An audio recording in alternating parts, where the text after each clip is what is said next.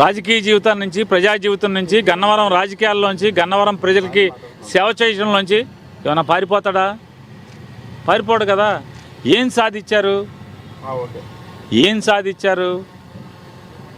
ప్రజల్లో మరీ ప్రత్యేకించి గన్నవరం ప్రజల్లో వంశీకి సంవత్సరం తిరగకుండానే సానుభూతిని మూటగట్టి పెట్టించగలిగారు. మీ పార్టీకి మీరే గొయ్యి తవ్వుకున్నారు. మీ రాజకీయానికి మీరే చేతబడి చేసుకున్నారు.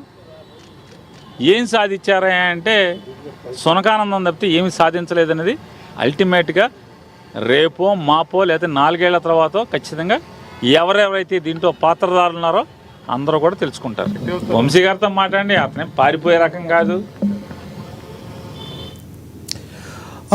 మోహన్ రెడ్డి గారు, మీతో మళ్ళీ మాట్లాడతాను. మనతోటి ఫోన్లో సీనియర్ జర్నలిస్ట్ అక్షర్ సత్యం గారు అందుబాటులో ఉన్నారు, ఆయనతో మాట్లాడదాం.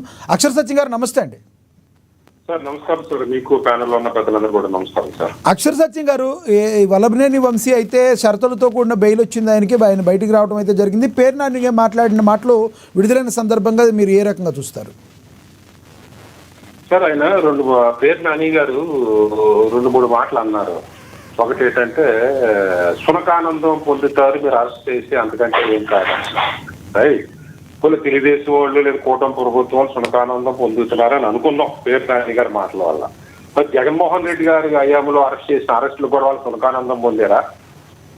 చంద్రబాబు నాయుడు గారిని అరెస్ట్ చేసినప్పుడు కానీ, లేదా జనసేన కార్యకర్తలను అరెస్ట్ చేసినప్పుడు కానీ, జనసేన కార్యకర్తల మీద దాడి చేసినప్పుడు కానీ, తెలుగుదేశం కార్యకర్తల మీద దాడి చేసినప్పుడు కానీ అదే సునకానందం పొందారా? మేము సునకానందం పొందాం కాబట్టి మీరు పొందుతున్నారు అంటున్నారా?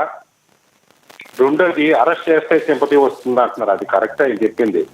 అటువంటి వ్యవస్థల్లో మనం ఉన్నాం కాబట్టి అరెస్ట్ చేస్తే సింపతి వస్తుంది, కానీ అరెస్ట్ చేసామంటే పలానా వ్యక్తి ఏం తప్పు చేశాడో, తప్పు చేయకపోతే సింపతి రావచ్చు, తప్పులే.